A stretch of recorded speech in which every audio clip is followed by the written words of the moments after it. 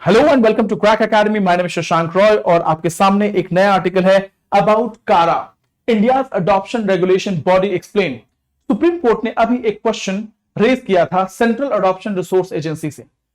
Great delay plaguing India's adoption regulation, ये मामला क्यों सामने आया है? अभी कुछ दिनों पहले a lady filed a petition in the supreme court जिनका 26 मंथ का ऑलरेडी प्रेगनेंसी हो चुका था। She was looking for abortion.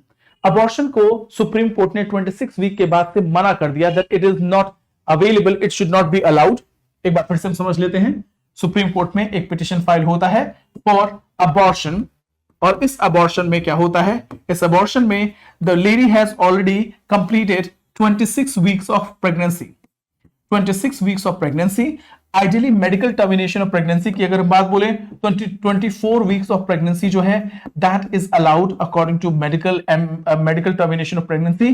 26 weeks of pregnancy को अलाउड करने के लिए वुमेन ने अपील किया because she is emotionally, physically and financially not prepared to take care of this baby. इस कंडीशन में सुप्रीम कोर्ट ने एक ओपिनियन दिया वायबल फीटस, यानी कि 26 वीक के बाद से फीटस का जो है दिल धड़कने लगता है और इस कंडीशन में आप फीटस को मार नहीं सकते। You can not take away somebody's life. Supreme court ने अपने डिसीजन में कहा that abortion can not be allowed. अगर लेडी चाहे तो लेडी उस बच्चे को अडॉप्शन के लिए रेफर कर सकती है, और उसके बाद से अडॉप्शन से रिलेटेड मामलों पे सुप्रीम कोर्ट ने नजर दिया। यहां पे हम बात करेंगे सेंट्रल अडॉप्शन रिसोर्स अथॉरिटी, और यहां पे हम बात करेंगे कि बच्चों को कैसे अडॉप्शन के लिए लाया जाता है। बहुत से लोग होते हैं हॉस्पिटल्स में बच्चों को अबैंडन छोड़ देते हैं। आपने मूवी देखा होगा लावारिश मूवी, जहां अमिताभ बच्चन जो है बहुत ही नशेड़ी हो जाता है, पियक्कड़ हो जाता है और गाने लगता है, लोग कहते हैं मैं शराबी हूं। तो इसी तरीके से बहुत से बच्चे अबैंडन कर दिए जाते हैं, लावारिस हो जाते हैं, पेरेंट्स उनको रखना नहीं चाहते। इन सारी चीजों की देखभाल कौन करता है? Central adoption resource authority. अब सुप्रीम कोर्ट का क्या ऑब्जर्वेशन है एक बार अगर देखेंगे, इंटर कंट्री अडॉप्शन स्टैटिस्टिक्स की अगर बात बोलेंगे तो यह है इंटर कंट्री अडॉप्शन और ये इंटर कंट्री अडॉप्शन। ठीक है, ये अगर देखें तो लगातार अडॉप्शन के केसेस लगातार नीचे चलते चले आ रहे हैं। ये डेटा है central adoption resource authority. Question ये है कि अडॉप्शन क्यों नहीं हो रहा?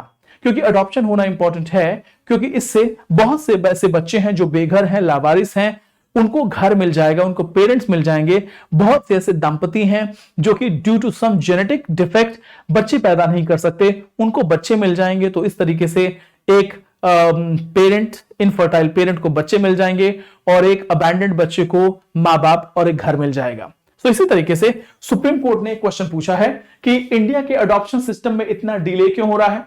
उसके अलावा एक बहुत बड़ा गैप देखा जा रहा है between prospective parents and adopted children, यानी कि अडॉप्टेड चिल्ड्रन और प्रोस्पेक्टिव पेरेंट, यानी डिमांड और सप्लाई, डिमांड सप्लाई नहीं कह सकते, यानी पेरेंट्स, नंबर ऑफ पेरेंट्स जो अडॉप्शन के लिए वेट कर रहे हैं उनका नंबर बहुत ज्यादा है और बच्चे जो अडॉप्शन के लिए हैं उनका नंबर कम है, एक मिसमैच है। और उसके अलावा बहुत बड़ा डील है। अगर आप किसी बच्चे को अडॉप्ट करना चाहते हैं तो उसका प्रोसीजर बहुत लेंदी है।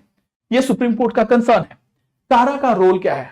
ठीक है, कारा का पर्पस यह है कि किसी भी तरीके का कारा जो है वो किसी भी तरीके के अडॉप्शन को देखता है, मेंटेन करता है।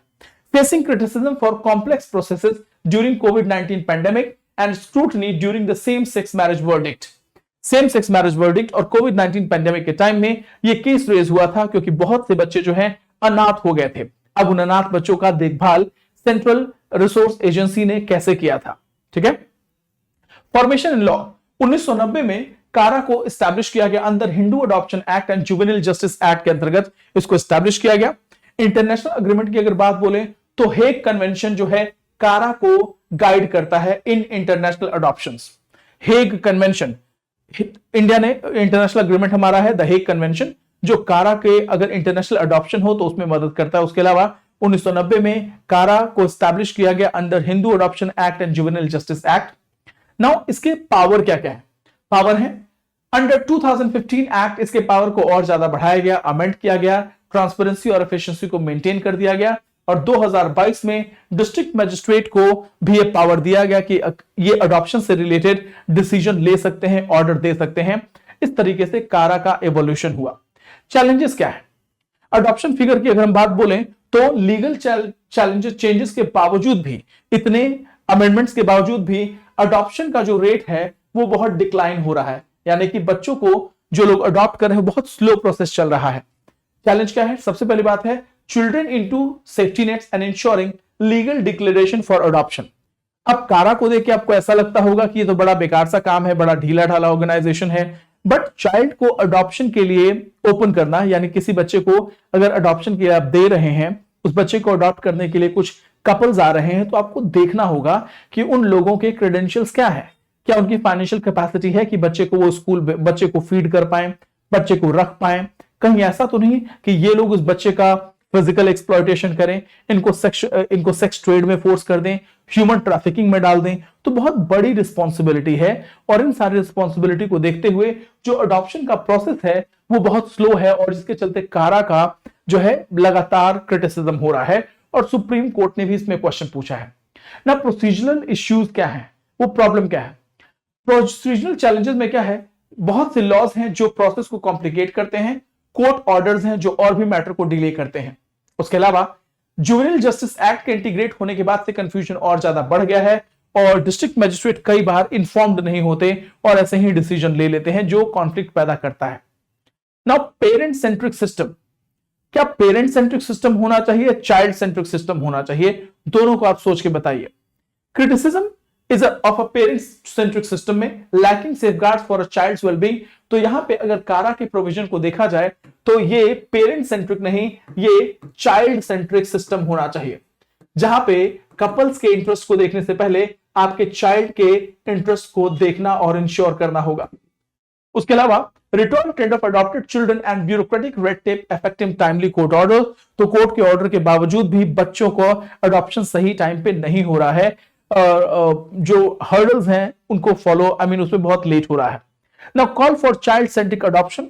अब यहां पे बात की जा रही है कि पेरेंट सेंट्रिक अडॉप्शन के बजाय चाइल्ड सेंट्रिक अडॉप्शन दिया जाए, यानी आपको बच्चों के बारे में सोचना है। You have to think from the perspective of child. और क्या करना है, आपको ये इंश्योर करना है कि बच्चों को जो पेरेंट्स अडॉप्ट करना चाहते हैं उनके क्रेडेंशियल, क्या उन पेरेंट्स की फाइनेंशियल कैपेसिटी है जो बच्चे का ठीक है अपकीप कर सकें, क्या बच्चा जो है सेक्सुअली फिजिकली और इमोशनली सेफ होगा, क्या बच्चे को वो इन्वायरमेंट मिल पाएगा, क्या पेरेंट्स जो है वो बच्चे को कहीं ऐसा तो नहीं कि बच्चे को इलीगल एक्टिविटीज में इन्वॉल्व करेंगे और किसी तरीके का वायलेंस होगा। तो यहां पे पेरेंट सेंट्रिक अप्रोच के बजाय हमें चाइल्ड सेंट्रिक अप्रोच को लेकर चलना है। एट द सेम टाइम मैं आपको सजेशन दूंगा, कुछ ऐसे एक्ट हैं जो बच्चों से रिलेटेड हैं, जो लगातार चर्चा में आ रहे हैं, जैसे कि आपका जुवेनाइल जस्टिस एक्ट के बारे में बात हुई है। जुवेनाइल जस्टिस एक्ट, क्योंकि जुवेनाइल डिलिंक्वेंसी बढ़ती चली जा रही है, पॉक्सो से रिलेटेड जो केसेस हैं वो जरा ध्यान से पढ़ लीजिएगा, ठीक है, चाइल्ड राइट से रिलेटेड। आप चाहें तो जुवेनाइल जस्टिस एक्ट और NCPCR, national commission for protection of child rights के बारे में पढ़ लीजिएगा, और इस तरीके से आपका पूरा आर्टिकल तैयार हो जाएगा। सो दिस इज इट, फिर से मिलेंगे नए टॉपिक के साथ, तब तक के लिए thank you so much, may God bless you all, जय हिंद, जय भारत, थैंक यू।